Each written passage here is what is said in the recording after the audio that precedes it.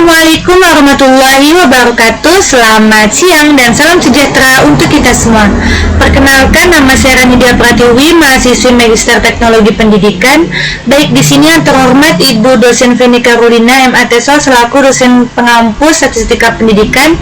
Baik di sini saya akan melanjutkan kembali tugas saya, yaitu menghitung uji validitas dan uji reliabilitas. Nah, sebelumnya saya sudah buka aplikasi SPSS.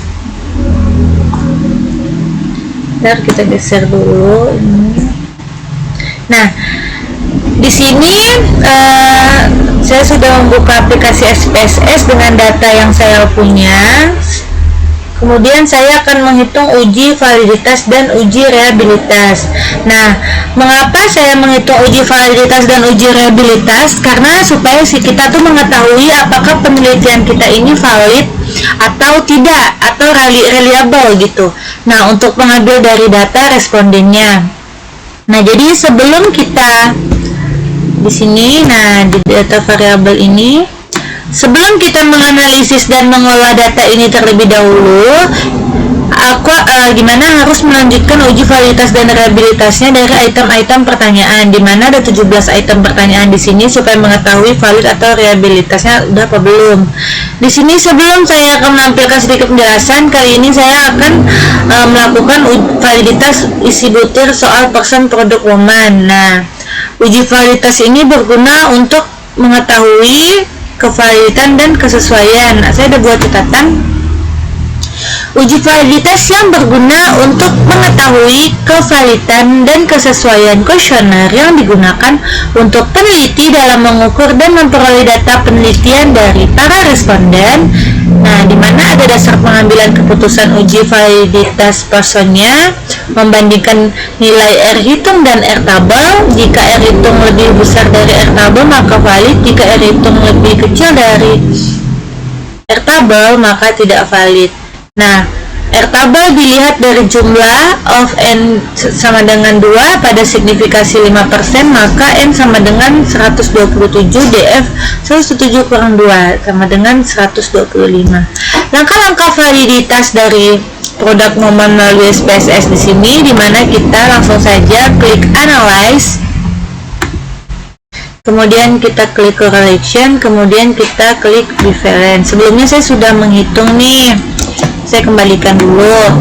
Nah, ini kita bold semua, kemudian kita respondennya saja. Nah, ini kita dengan total ya, minnya nggak perlu. Kemudian kita pindahkan ke variabel.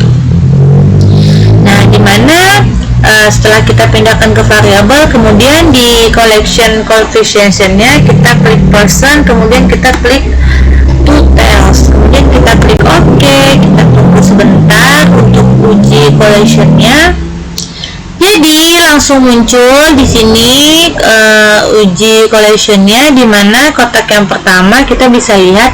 Saya suka menggunakan teknologi TIK, di mana ada person collection, signifikasi 2 details, sama nilai N-nya. Nah, sama person collection. Nah, untuk mengukur kita langsung saja mengambil keputusan dari uji validitas di sini. Kita pertama bisa membandingkan nilai R hitung dan nilai R tabel pada bagian percent correlation-nya ini. Kita geser ke ujung. Di sini kita bisa lihat R hitungnya dengan angka yang paling atas. Nah, kita geser dulu ini. Nah, di sini nilainya 0,000. Maka R-nya itu berarti kalau kita lihat di sini, kita balik lagi ke catatan yang tadi, nilai signifikasinya kan 0,05, maka dapat disimpulkan bahwa hasilnya di sini sama. Nah, untuk melihat R tabel ini kita membutuhkan namanya R tabel, jadi 127 dikurang 2, jadinya 125. Saya sudah menghitung R tabelnya, bentar saya lihatkan R tabelnya dulu.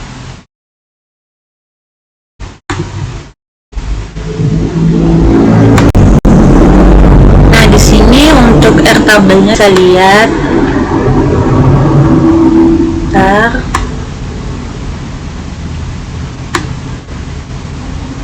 Ini kan 125.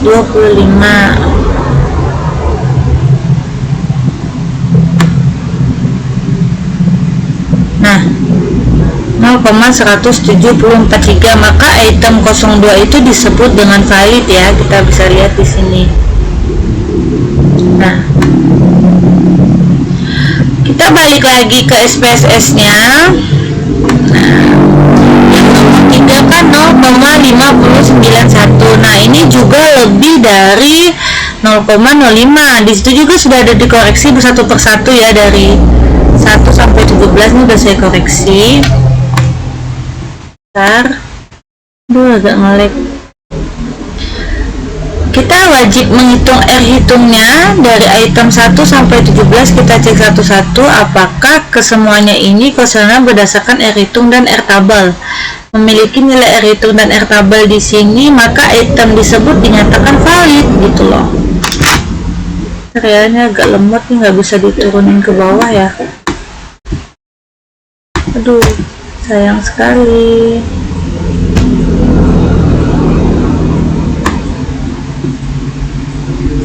Bentar.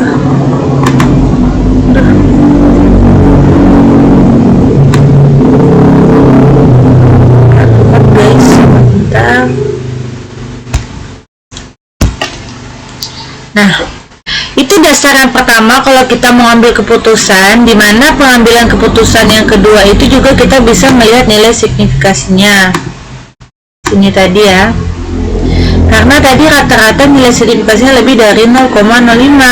Nah, aduh sayang banget nih nggak bisa diklik. Ntar ya, ini kok bisa diklik ya.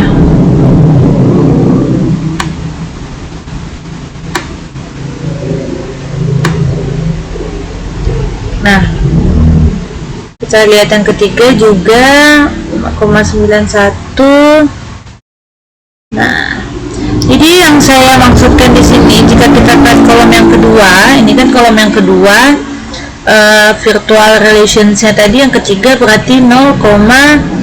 Nah, kita balik lagi ke dasar keputusan nilai signifikasinya. Kalau kurang dari 0,00 kan berarti itu 0,05, maka valid lagi. Terus kita lanjut yang nomor 3, sama kurang dari 0,05. Maka dari tadi saya udah ngitung ya, memang ke 17 item di sini nilai signifikasinya itu valid. Nah, terus kita langsung saja ke kesimpulan. Kesimpulannya, dari 17 butir item pertanyaan pada kuesioner digital literasi berdasarkan validitas person, produk, momen dinyatakan keseluruhan ini itemnya bersifat valid. Maka setiap butir pertanyaan dapat mengukur kontrak atau variabel digital literasi secara akurat. Artinya item-item pada instrumen penelitian kuesioner digital literasi ini memiliki kesesuaian yang tepat dengan tujuan penelitian, yaitu untuk mengukur digital literasi. Baik, ini uji validitas, kita langsung ke uji reliabilitas. Nah, ini lebih ke bagaimana kuesionernya ini digunakan kembali untuk, nah ini kita coba turunkan kayaknya nih. Nah, ini ya, kan udah dilihat nih ya, 0,00. Nah, itu valid semua, berarti 17 item di sini udah saya lihat ini valid. Kita langsung saja ke uji reliabilitas, di mana uji reliabilitas di sini lebih ke bagaimana kuesioner kita ini ketika digunakan kembali itu berulang kali atau digunakan kembali, apakah hasilnya itu bakal tetap sama atau tidak. Nah, kita menghitung uji reliabilitasnya ya. Nah, di mana diukur kembali pada waktu yang berbeda hasil yang konsistennya itu, maka kita perlu melihat item-item pertanyaannya ini bersifat reliable atau tidak. Uji reliabilitas di sini bertujuan untuk melihat apakah kuesioner yang di sini ini memiliki konsistensi jika pengukurannya dilakukan dengan kuesioner tersebut secara berulang. Dasar pengambilan keputusan uji reliabilitas, nah udah saya catat. Nah, di mana uji reliabilitas bertujuan melihat apakah kuesioner tersebut memiliki konsistensi jika pengukuran dilakukan dengan kuesioner tersebut secara berulang.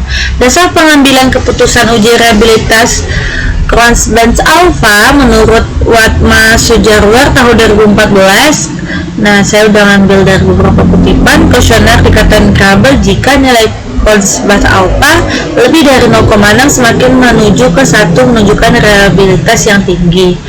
Nah, cos alfa 0,902. Nah, kita balik lagi ke dasar keputusan nilai signifikasinya. Kalau kurang dari 0,00 kan berarti itu 0,05. Maka valid lagi. Terus kita lanjut yang nomor 3. Sama kurang dari 0,05. Maka dari tadi saya udah ngitung ya, memang ke 17 item di sini nilai signifikasinya itu valid. Nah, terus kita langsung saja ke kesimpulan. Kesimpulannya, dari 17 butir item pertanyaan pada kuesioner digital literasi berdasarkan validitas person, produk, momen dinyatakan keseluruhan ini itemnya bersifat valid. Maka setiap butir pertanyaan dapat mengukur kontrak atau variabel digital literasi secara akurat. Artinya item-item pada instrumen penelitian kuesioner digital literasi ini memiliki kesesuaian yang tepat dengan tujuan penelitian, yaitu untuk mengukur digital literasi. Baik, ini uji validitas, kita langsung ke uji reliabilitas. Nah, ini lebih ke bagaimana kuesionernya ini digunakan kembali untuk, nah ini kita coba turunkan kayak ini. Nah, ini ya, kan udah dilihat nih ya, 0,00. Nah, itu valid semua, berarti 17 item di sini udah saya lihat ini valid. Kita langsung saja ke uji reliabilitas, di mana uji reliabilitas di sini lebih ke bagaimana kuesioner kita ini ketika digunakan kembali itu berulang kali atau digunakan kembali, apakah hasilnya itu bakal tetap sama atau tidak. Nah, kita menghitung uji reliabilitasnya ya. Nah, kita langsung saja menghitung uji reliabilitasnya. Ini udah ada datanya ya, kemudian kita klik analyze, kemudian kita klik scale, kemudian kita klik reliabilitas analysis. Nah, dimana kita pindahkan 17 item yang kita udah hitung, apa namanya ini, sudah ada bobot-bobotnya, sudah ada nilainya gitu ya. Ini kita satu-satu. Nah, untuk nilai min dan total itu tidak perlu. Mengapa? Karena sebelumnya kita sudah menghitung uji validitas. Kalau reliabilitasnya saja berarti respondennya yang sudah kita analisis atau sudah ada poin-poinnya dalam satu item responden. Nah, ini kita udah 16, oke 17, langsung kita pindahkan ke sini. Kemudian jangan lupa ini tetap mode alpha, kemudian kita klik OK. Kita tunggu. Nah, uji reliabilitasnya di sini kita bisa lihat bahwa validnya 127. Nah, dan kita bisa lihat juga dari ukuran alfanya di sini, constant alfanya itu 9,02. Nah, bagaimana dasar pengambilan keputusannya? Kita langsung saja untuk mengambil pengambilan keputusan udah saya buat catatan. Nah, di sini Laboratori Canva menurut Wiratma tahun 2014, kuesioner dikatakan reliable jika nilai cons alpha-nya lebih dari 0,6. Semakin menuju ke 1 menunjukkan reliabilitas yang lebih tinggi. Seperti itu. Nah, jadi kita mengambil nilai dari 0,6-nya. Dan kita katakan di area di mana cross balance-nya itu kan tadi 0,902, maka 0,902 itu berarti reliable. Kenapa reliable? Karena artinya item-item pada kuesioner memiliki keterkaitan yang baik satu sama lain itu sehingga menghasilkan jawaban yang konsisten saat diisi oleh responden. Maka kuesioner di sini digital literasi mampu menganalisis data yang konsisten dalam penelitian. Nah, instrumen penelitian di skala ini, di skala SPSS tadi ada 17 yang udah kita interpretasi digital literasinya. Nah, tadi udah kita jawab untuk uji reliabilitas dan validitasnya. Baik, ini saja yang bisa saya sampaikan, kurang lebihnya saya mohon maaf. Sekian, wassalamualaikum warahmatullahi wabarakatuh. Selamat pagi, selamat siang. Ini udah selesai.